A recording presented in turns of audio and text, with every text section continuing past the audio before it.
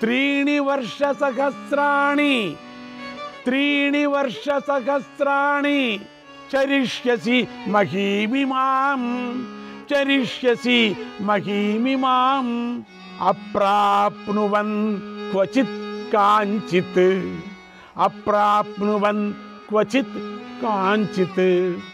संविदं जातु केनचित् निर्जनान सहायस्त्वं देशान् प्रविचरिष्यसि. 3000 సంవత్సరాల వరకు ఈ నేలపై తిరుగుతూనే ఉండు. ఎప్పుడు ఎక్కడ ఎవరితోనూ ఏ మాట పలికే అవకాశం నీకుండదు. 3000 సంవత్సరాలు నువ్వు అసహాయుడివై నిర్జన ప్రదేశంలో తిరుగుతూనే ఉంటావు. ఓ క్షుద్రుడా, నీకు జనాలలో స్థానం ఉండదు. ఓ పాపాత్ముడా, నువ్వు నెత్తుటి దుర్గంధంతోనూ సకల వ్యాధులతోనూ కూడి ఉంటావు. పీడించబడుతూ ఉంటావు. దుర్గమమైన అడవుల్లో తిరుగుతూ ఉంటావు. పరీక్షిత్తు దీర్ఘాయువు అయి వేదాధ్యయనం చేస్తాడు, వ్రతాలు పాటిస్తాడు, కృపుడి ద్వారా అస్త్ర విద్యను పూర్తిగా నేర్చుకుంటాడు, పరమాస్త్రాలను గ్రహిస్తాడు, క్షత్రియ ధర్మంలో నిలబడతాడు, 60,000 సంవత్సరాలు చల్లగా రాజ్యాన్ని పాలిస్తాడు. ఓ దుర్బుద్ధి, ఇదంతా నువ్వు చూస్తావు. నువ్వు చూస్తూ ఉండగా ఈ పరీక్షిత్తే కురురాజు అవుతాడు. అహం తం జీవయిష్యామి దగ్ధం శస్త్రాగ్ని తేజస పశ్య మే తపసో వీర్యం సత్యస్య చ నరాధమ. నువ్వు ప్రయోగించిన అస్త్రంలోనే అగ్ని తేజస్సు శిశువును చంపేసింది. ఇప్పుడు నేను ఆ శిశువును బ్రతికిస్తున్నాను. నువ్వు చంపేశావు, నేను బ్రతికిస్తాను. నా తపశ్శక్తిని, నా సత్యశక్తిని ఇప్పుడు చూడు అన్నాడు.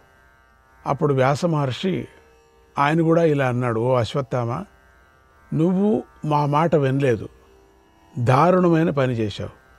నీ నడవడిక చెడుగా ఉంది. నీ ధర్మాన్ని విడిచిపెట్టి క్షత్రియ ధర్మాన్ని ఆశ్రయించావు. అందువల్లనే శ్రీకృష్ణుడు మంచి మాట చెప్పాడు. నీ విషయంలో అలాగే జరిగి తీరుతుంది. శ్రీకృష్ణుడి శాపం నీకు తగులుతుంది అన్నాడు. తర్వాత అశ్వత్థామ ఎంతో దీనుడై పాండవులకు తన మణిని ఇచ్చాడు. ఇంకా మాట్లాడటానికి వీల్లేదు. వారు చూస్తూ ఉండగానే బాధపడుతూ అడవిలోకి వెళ్ళాడు. అంతే, ఇంకా అటు చావలేడు, అటు బతకలేడు. పాపిగా 3000 సంవత్సరాలు తిరిగాడు. తర్వాత పాండవులు కూడా వ్యాసుడికి, నారద మహర్షికి నమస్కారం చేశారు. అశ్వత్థామ ఇచ్చిన సహజమణిని తీసుకున్నారు. కృష్ణుడితో కలిసి తొందరగా ప్రాయోపవేశం చేసి ఉన్న ద్రౌపది వద్దకు వచ్చి శిబిరంలోకి అడుగుపెట్టారు. ద్రౌపది చెప్పింది కదా, మణిని చూపిస్తే చాలని. ద్రౌపదిని చూసి దీనులయ్యారు, దుఃఖించారు. ద్రౌపది చుట్టూ కృష్ణుడితో సహా పాండవులు అందరూ నిలబడ్డారు. తర్వాత ధర్మరాజు అనుమతితో భీముడు ఆ దివ్యమణిని ద్రౌపదికి ఇచ్చి ఇలా అన్నాడు. ఓ కళ్యాణి, నువ్వు కోరిన అశ్వత్థామ యొక్క శిరోమణి ఇదే. అతడు ఓడిపోయాడు కనుక శోకాన్ని విడిచిపెట్టు, ఇక క్షత్రియ ధర్మాన్ని పాటించు. కృష్ణుడు సంధికై రాయభారానికి వెళుతున్నప్పుడు నువ్వు కృష్ణుడితో అన్న మాటల్ని ఇప్పుడు ఒకసారి గుర్తు చేసుకో. ఆనాడు ధర్మరాజు శాంతిని కోరుతూ కృష్ణుడిని పంపించాడు.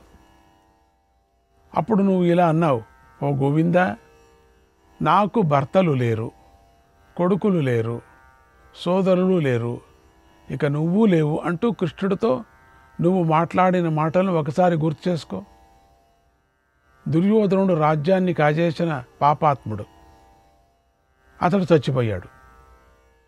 అలాగే నేను యుద్ధభూమిలో విజృంభించి దుష్టుడైన దుశ్శాసనుడి నెత్తురు తాగాను, అతడు చచ్చిపోయాడు. కనుక శత్రుత్వం రుణం తీరిపోయింది. ఇక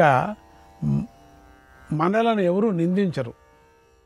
విప్రుడు అనే గౌరవంతో అశ్వత్థామను ఓడించాం, కానీ ప్రాణాలతో విడిచిపెట్టాం. ఎంత అందరం విడిచిపెట్టాము కదా. ఇక అశ్వత్థామ కీర్తి నాశనమైపోయింది. ఇంకేమిటి, జీవోత్సవంలాగా ఉన్నాడు. బ్రతికి ఉన్న చచ్చిన వాడితో సమానంగా ఉన్నాడు. ఆ అశ్వత్థామ మణిని పీకేశాం, అతడి ఆయుధం నేలపై పడింది అన్నాడు. ఆ మాటలు విని ద్రౌపది ఇలా అంది, కేవలా నృణ్య మా అప్తాస్మి గురుపుత్రో గురుర్మమ.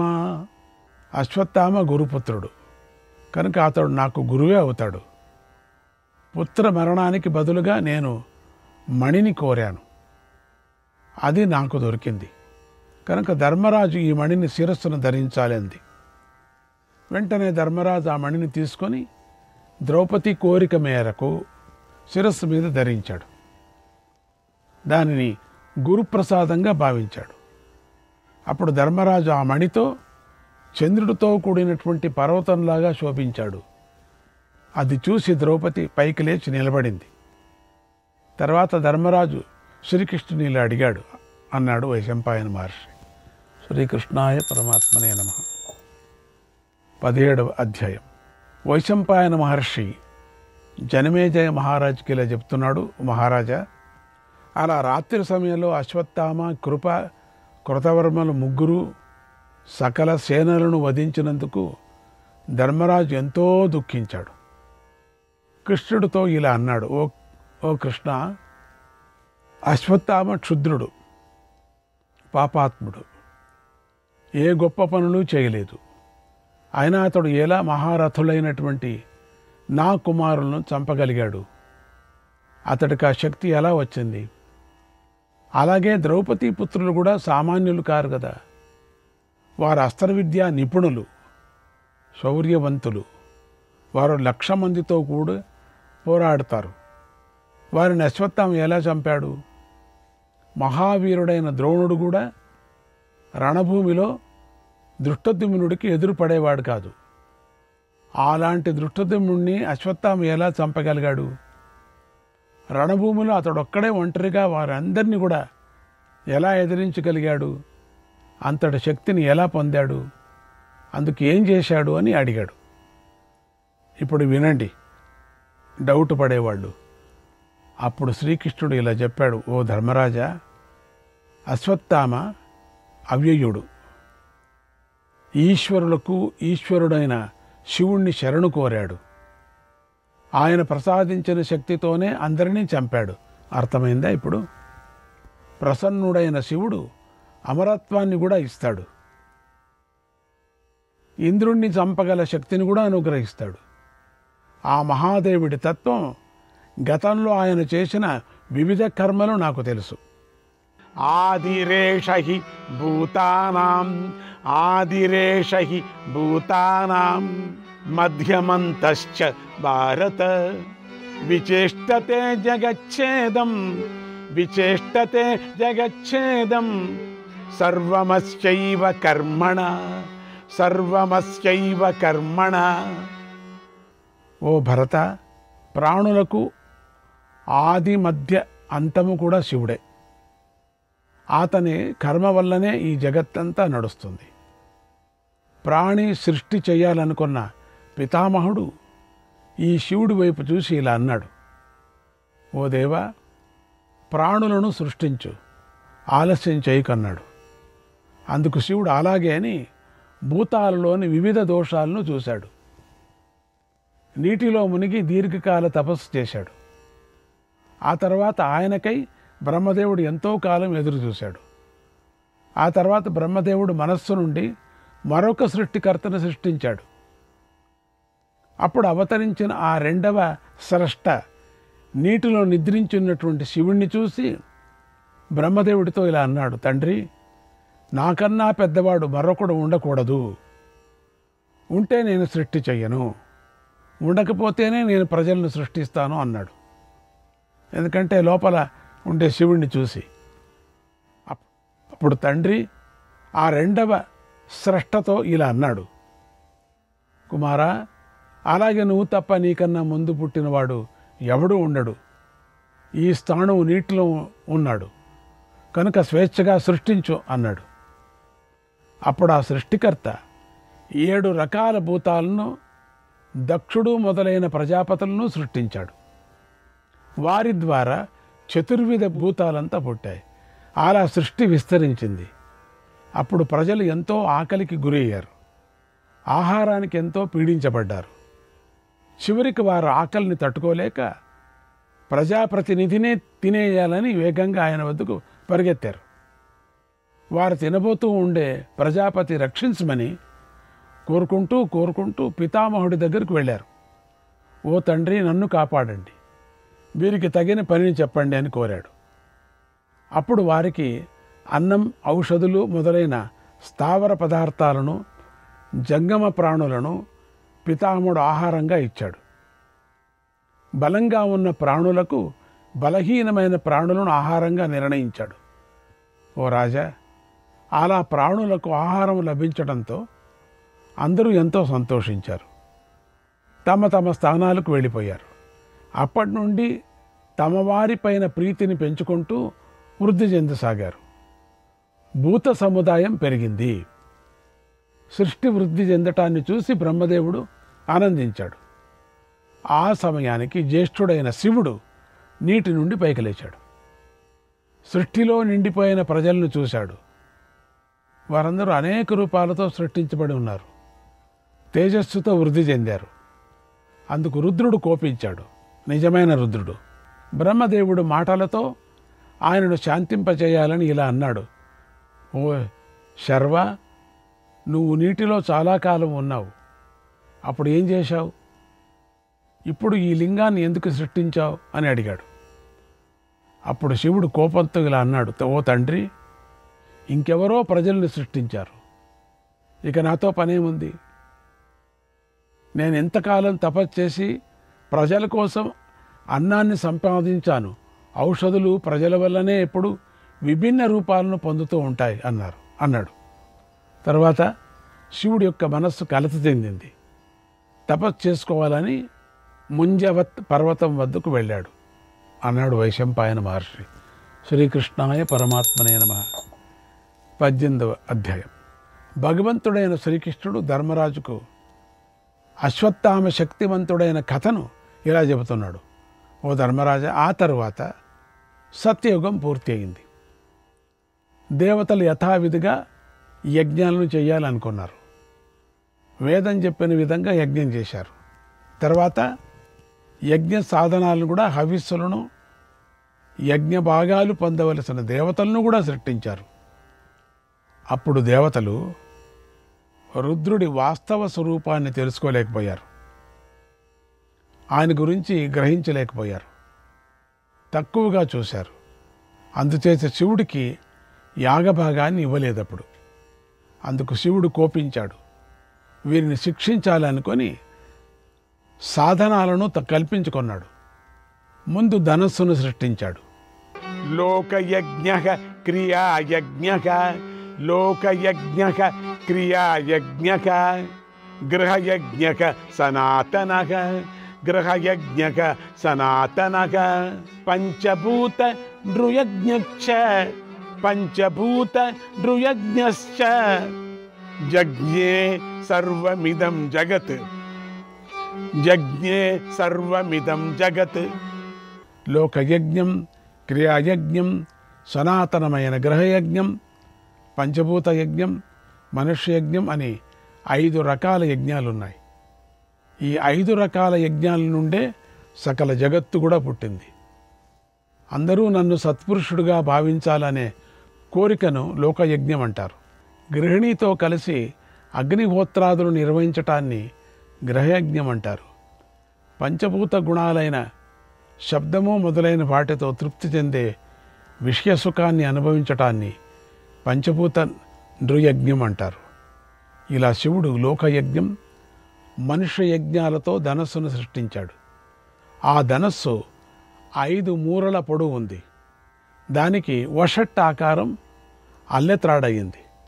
స్నానం, దానం, హోమం, జపం అనే 4 శివుడికి కవచమయ్యాయి. శివుడు ఆ ధనస్సును తీసుకొని కోపంతో దేవతలు యాగం చేస్తున్నటువంటి చోటుకి వచ్చాడు. శివుడు బ్రహ్మచార్య, అవ్యయుడు, అవయవాలు లేనటువంటి వాడు కూడా, నిర్వికారుడు అని కూడా చెప్పచ్చు. ఆయన వింటిని పట్టుకోవటాన్ని చూసి భూదేవి కూడా బాధపడింది. అప్పుడు పర్వతాలు కంపించాయి, గాలి స్తంభించింది, ఆజ్యం పోసిన అగ్ని మండలేదు, ఆకాశంలోని నక్షత్ర మండలం ఎంతో కలవరపాటుతో తిరిగింది. సూర్యుడు ప్రకాశించలేదు, చంద్రుడు శోభించలేదు, ఆకాశమంతా చీకటితో నిండిపోయింది. దాంతో దేవతలు బాగా దెబ్బతిన్నారు, విషయాన్ని గ్రహించలేకపోయారు. ఆ సమయంలో దేవతలకు యజ్ఞం ఎలా చేయాలో తెలియలేదు, మనస్సులో ఏదీ స్ఫురించలేదు, అన్నీ మర్చిపోయారు. దాంతో దేవతలు భయపడ్డారు. తర్వాత శివుడు ఒక భయంకరమైన బాణాన్ని తీసుకొని యజ్ఞపురుషుడి పైకి ప్రయోగించాడు. అది యజ్ఞపురుషుడి రొమ్మును గాయపరిచింది. దాంతో యజ్ఞపురుషుడు భయపడి మృగ రూపాన్ని ధరించాడు. అగ్నితో కలిసి అక్కడి నుంచి పారిపోయాడు. ఆ యజ్ఞపురుషుడు అదే రూపంతో మృగశీర్ష నక్షత్ర రూపంలో ఆకాశాన్ని చేరి శోభించసాగాడు. రుద్రుడు ఆయన వెంటబడ్డాడు. అప్పుడు శివుడు ఆరుద్ర నక్షత్రంలాగా శోభించాడు. యజ్ఞపురుషుడు యాగశాల నుండి వెళ్ళిపోవటంతో దేవతల్లో చైతన్యం నశించిపోయింది. అప్పుడు వారికి ఏం చేయాలో తెలియలేదు దేవతలకి. శివుడు బాగా కోపించాడు. వింటి కొనతో సవిత బాహువులను ఖండించాడు. ఆ భగుడి యొక్క కళ్ళను అంతా పీకేశాడు. పూషుడి దంతాలను రాలగొట్టేశాడు. శివుడికి భయపడి యజ్ఞయాగాలు, దేవతలు అక్కడి నుంచి పారిపోయారు. యజ్ఞాంగాలన్నీ పారిపోయాయి. కొందరు అక్కడే పడి మూలుగుతూ కూడా మరణించారు. అప్పుడు రుద్రుడు యాగానికి సంబంధించి అంతా నాశనం చేశాడు. తనను అవమానించినందుకు దేవతలకు నవ్వుల పాలు చేశాడు. వింటి కొనతో దేవతలను అందరినీ అడ్డగించాడు. తర్వాత దేవతల ప్రేరణతో వాణి ఆ వింటి అల్లెత్రాడును తెంపేసింది. దాంతో ఆ ధనస్సు వెంటనే ఎగిరిపడింది. అప్పుడు శివుడి చేతిలో ఏ ఆయుధమూ లేదు. వెంటనే దేవతలు యజ్ఞపురుషుడితో కలిసి శివుడి వద్దకు వచ్చి శరణు కోరారు. శివుడు వారి పట్ల ప్రసన్నుడే అందరినీ అనుగ్రహించాడు. బోళాశంకరుడు తతః ప్రసన్నో భగవాన్, తతః ప్రసన్నో భగవాన్ స్థాప్య కోపం జలాశయే, స్థాప్య కోపం జలాశయే సజలం పావకో భూత్వా, సజలం పావకో భూత్వా శోషయత్య నిశం ప్రభో, శోషయత్య నిశం ప్రభో. తన కోపాన్ని అంతా జలాశయంలో ఉంచి శాంతించాడు. ఆ జలమే అగ్నిగా మారింది. ఆ అగ్నే ఎప్పుడు నీటిని ఎండిపోయేలాగా చేస్తూ ఉంటుంది. తర్వాత దేవతల మీద ప్రేమతో పరమశివుడు భగుడికి తిరిగి కళ్ళను ప్రసాదించాడు. సవిత బాహువులను ప్రసాదించాడు. పూషకు దంతాలనిచ్చాడు. యజ్ఞాంగాలను మళ్ళీ సృష్టించాడు. తర్వాత శివానుగ్రహంతో సమస్తము ఏర్పడింది. నాటి నుంచి దేవతలు శివుడి మహత్తను తెలుసుకున్నారు. శివుణ్ణి కూడా పూజించారు. సర్వాణి చ హవింషస్య దేవాభాగమ కల్పయన్. శ్రీకృష్ణాయ పరమాత్మనే నమః.